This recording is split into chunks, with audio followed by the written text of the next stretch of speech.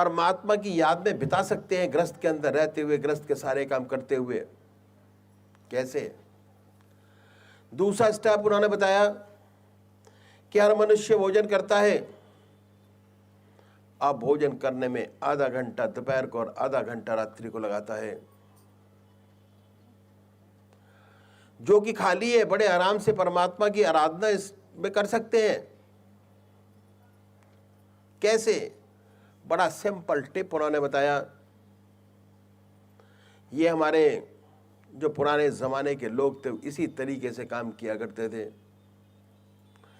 कि समझते थे कि कैसे परमात्मा के नाम को अपनी ज़िंदगी से जोड़ें। आज वो चीज़ हम भूलते चले जा रहे हैं। क्या तरीका बताया कि जैसे ही भोजन आपके सामने आए, भोजन बड़े प्यार से बैठिए,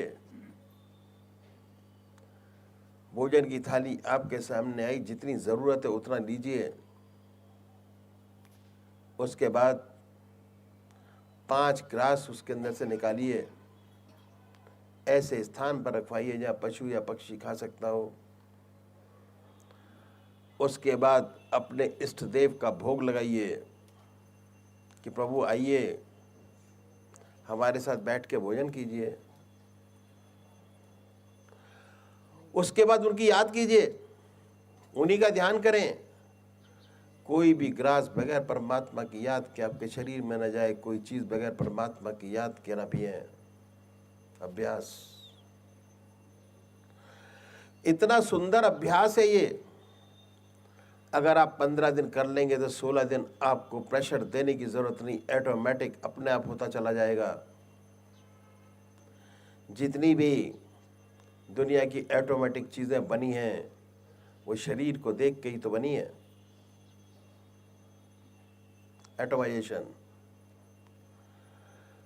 बड़े प्यार से परमात्मा के नाम को लेते हुए भोजन का पान करिए। अगर आधा घंटा आपने समय भोजन में लगाया तो आधा घंटा आपका पूजा का और बढ़ गया।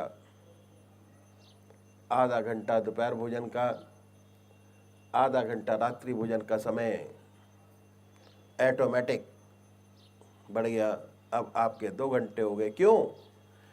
क्योंकि पूजा में भी आप परमात्मा का नाम लेते हैं, आप भोजन करते हुए ही परमात्मा का नाम ले रहे हैं, इसलिए आधा घंटा समय एडिशन बड़े प्यार से कर सकते हैं अपनी ज़िंदगी के अंदर।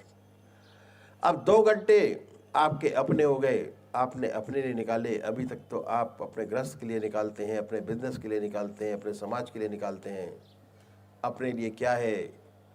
अपने लिए कुछ भी नहीं है। उसके बाद और आगे बढ़े तो हमारे अखिल भारतीय सतपथ सत्संग के जो बुजुर्गान हुए, बड़ा सुंदर तीसरा तरीका उन्होंने बताया बड़े प्यार से कि सोने से पहले अगर 2 काम कर लें बहुत बड़ी बात हो जाएगी, विहार की शुद्धि हो जाएगी। और बड़ा सिंपल छोटा सा टिप उन्होंने दिया कि सोने से पहले जब आपके गृहस्थ के काम सारे समाप्त हो जाए, आप रिव्यू करिए अपने बिजनेस को अपनी चारपाई पर बैठकर। उसके बाद जो आपने अच्छे काम किए उनको भी रिव्यू करिए, अच्छे काम। और जो अच्छे काम किए उनको अपने इष्टदेव के अर्पण कर दीजिए कि हे प्रभु, हमारे में इतनी शक्ति नहीं थी किसी का अच्छा काम कर सकते, आपने करा दिया और हो गया। नेकी कर कुएं में डाल, मदद कीजिए, उसके बाद उसको भूल जाइए। उसके बाद ये देखिए कि कौन सा ऐसा काम है जिसको करने से हमको दुख हुआ, दूसरे आदमी को दुख हुआ हो। वो काम जो उनको भी लिस्ट आउट कर लें जिससे हमारी आत्मा दुखी होती है। उन काम को लिस्ट आउट करने के बाद बड़े प्यार से ये सोचिए कि इसमें कौन सा काम ऐसा है जो आराम से छोड़ा जा सकता हो। बड़े प्यार से उस काम को पकड़िए, अपने इष्ट देव से वादा कीजिए और उसके बाद उस चीज को छोड़ दीजिए, मत करिए, हरगिज नहीं। जो अपने इष्ट देव से वादा करें उसको पूरा अवश्य करें, ना तो वायदा ना करें, उसके बाद छोड़ दीजिए। एक एक चीज छोड़ते चले जाएंगे, आपकी आत्मा शुद्ध और पवित्र होती चली जाएगी। जितना मस्तिष्क पर अननेसेसरी भार है वो खत्म होगा, आत्मा पवित्र और हल्की होगी। उसके बाद क्या होगा कि जब आप सुबह पूजा में बैठेंगे, आपका मन बड़ा अच्छी तरह रहेगा, बैलेंस होगा दोनों साइड का। जैसे जैसे विचारों में कमी होती चली जाएगी, ऑटोमेटिक दूसरी साइड पर मन आपका बहुत अच्छा सुंदर लगना शुरू हो जाएगा। क्यों? क्योंकि 60 साल की जिंदगी में 1000-2000 ही विचार ऐसे होते हैं जो बार बार चलते रहते हैं। उन विचारों को छोड़ने के बाद मस्तिष्क हमारा खाली होगा, नए नए विचार हमारे सामने आएंगे और ऐसे सुंदर विचार आएंगे कि जिंदगी में आप कभी सोचे भी नहीं होंगे। उसके बाद अपने इष्ट देव का ध्यान कीजिए और ध्यान करने के बाद उसी ध्यान में सो जाइए। जो ऐसे भाई बहन हैं जिन्हें ऊट पटांग सपने आते हैं, वो सपने आने बंद हो जाएंगे, नींद अच्छी आएगी, बेखबर होकर सोएंगे। इतना आराम मिलेगा आपके मन और आत्मा को, इतना आराम कि सुबह उठेंगे बहुत चेतन अवस्था में उठेंगे और बड़ी सुंदर स्थिति आपकी होगी। जैसे ही उठेंगे वैसे ही आपके मन से अपने इष्ट देव का नाम निकलेगा। उसी की याद में सोना, उसी की याद में उठना, उसी की याद में भोजन करना। 8 घंटे बड़े आराम से अपने बनाए जा सकते हैं। तो अभी एक भजन होगा और भजन के साथ साथ सभी भाई बहन अपने अपने इष्ट का ध्यान करेंगे। श्री लाल जी भजन कहेंगे।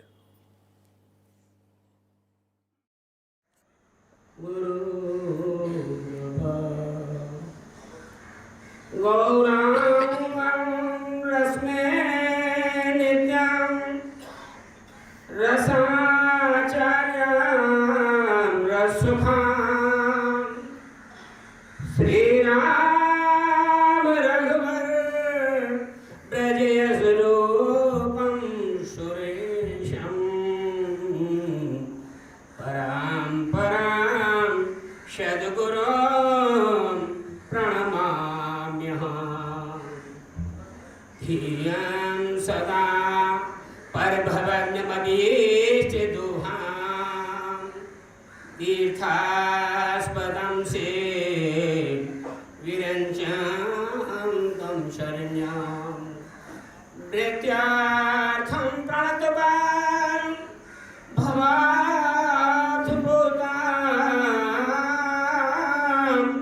वन्दे महापुरुषते चरणारविन्दां वन्दे महापुरुषते चरणारविन्दां दिव्यान् भगवान् गुणनामधेयान् चेतस्मै स्मरति तत् चरणारविन्दां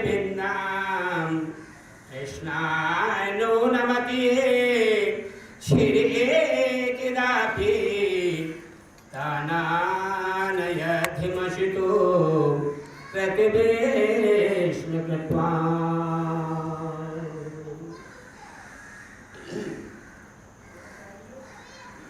रेमन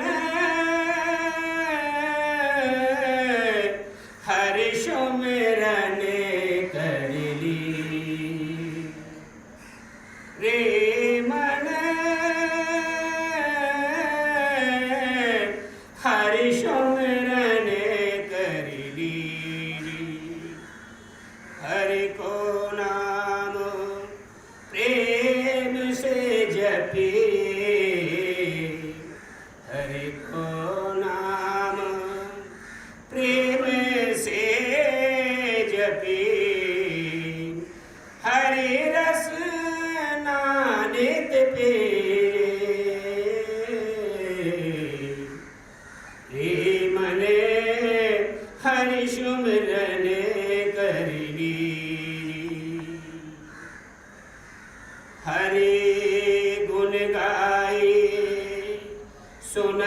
निरंतर हरि गुण गाइए सुनाइए निरंतर हरि चरणन चित दीजिए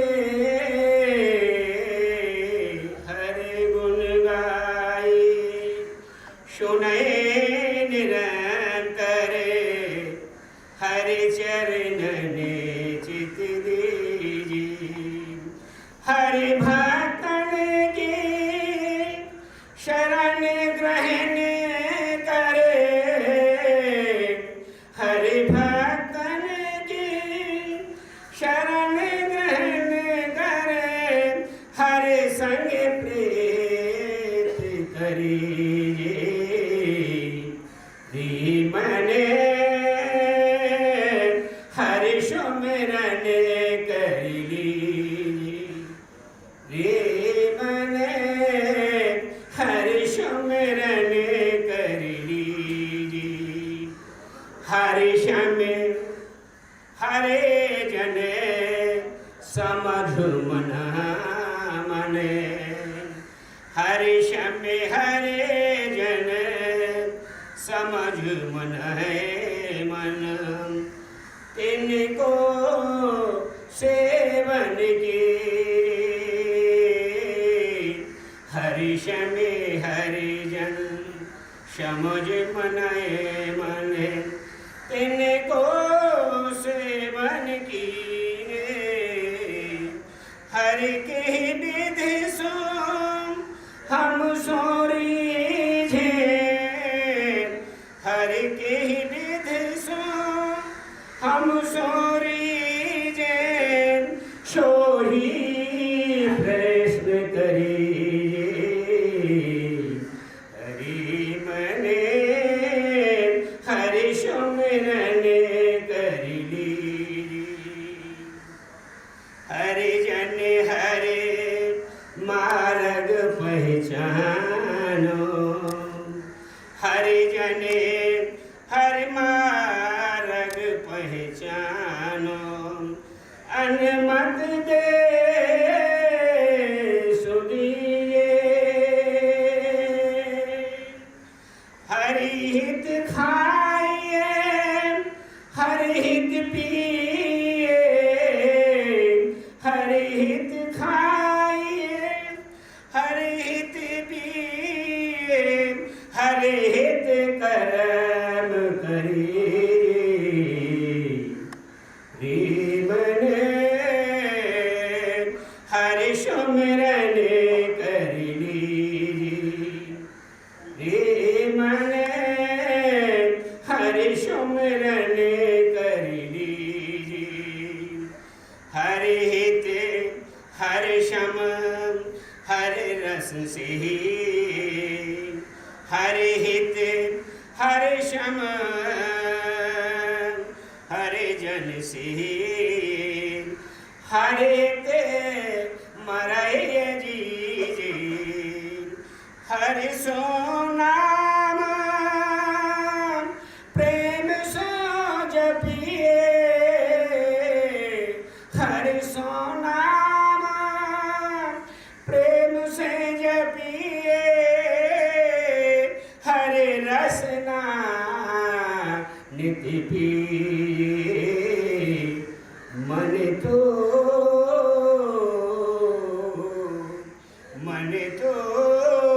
हरि सुमिरन कर ली हरि मने हरि सुमिरन कर ली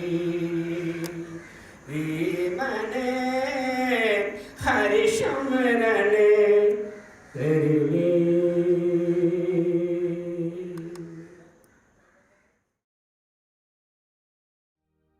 जय सद्गुरुदेव जय पद शरणं श्री यश रूप चरणों शरणं जय सद्गुरुदेव जय पद शरणं श्री यश रूप चरणों शरणं जय सद्गुरु गुरुदेव जय पद शरणं श्रेयस्वरूप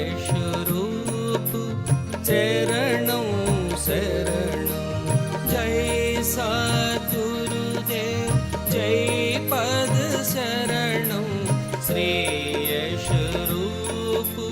चरणं शरणं जय सद्गुरुदेव जय पद शरणं श्रेयस्वरूप चरणं शरणं जय सद्गुरुदेव जय पद शरणं श्रेयस्वरूप चरणं।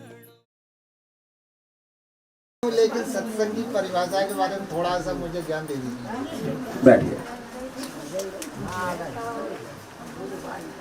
सत्संग का मतलब यही है कि अपना मनोबल बढ़ाओ।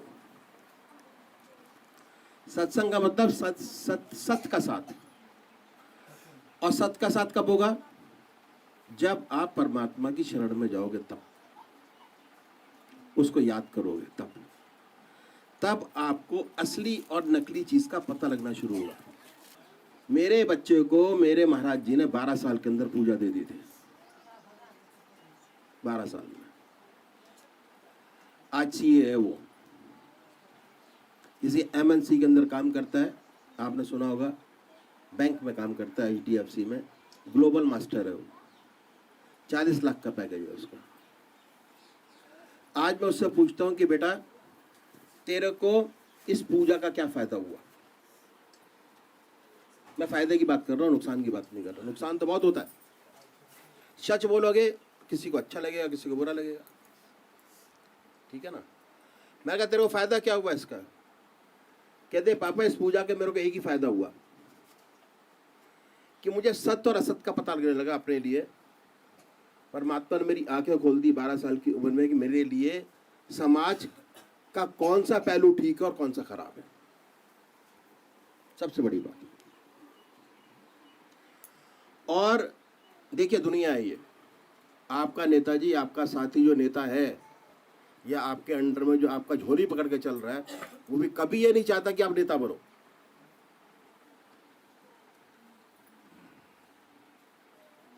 समझ रहे हो नहीं? जहां उसको मौका लगेगा आपके ऊपर चढ़ जाके मैं नेता बन जाऊं, इसको नीचे दिखा दूं। दुनिया है ये। तो जब तक सत्य का साथ नहीं पकड़ोगे तब तक आप सही डायरेक्शन पे चल नहीं सकते हैं। और सही डायरेक्शन पे चलने वाला आदमी 100% ठोक के बात करता है। जो 40 लाख का पैकेज ले रहा है, कितना ठोक के बात करता होगा आप देखो। और